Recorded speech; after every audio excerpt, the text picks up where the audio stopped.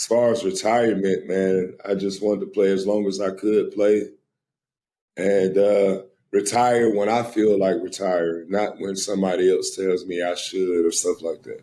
There it is. That's respect. I got one question that because I before we get, we about to wrap this up, but before we get to Jackie's segment, I got one question because I watched the Special Forces. Yes, sir. Shout out to you. A ton of respect for what you did, what you went through.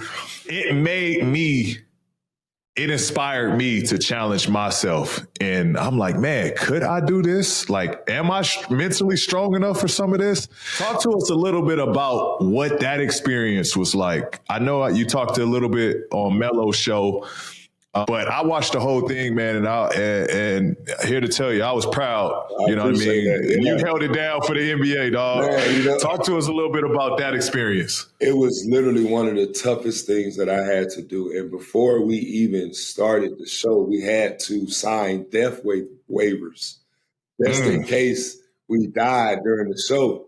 So that's how real this show was. This was not like some staged or scripted show. Everything we did was actual, factual.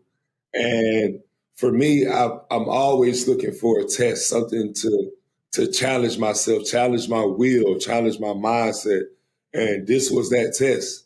We had to write death letters to our kids. I saw that. That was an emotional moment. Yeah, but that was probably the most emotional thing I had to deal with, is sitting up there writing a letter and reading it, just imagining telling my kids, like, I'm dead, y'all. Like, it's the last time you're going to hear or see a handwriting or anything from me.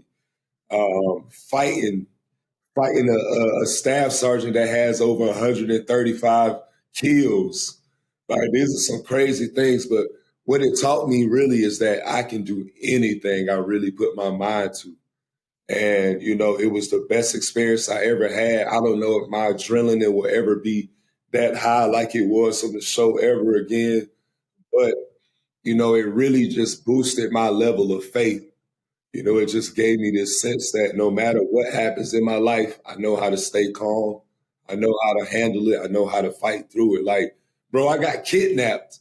We got kidnapped. We got set on fire. We got put in tear gas. Like, all these different things. We're facing literally all these different things. Man, who can kidnap your big ass? Ain't nobody kidnap your big ass. You want me to tell you who can kidnap my big ass? Oh. AK-47.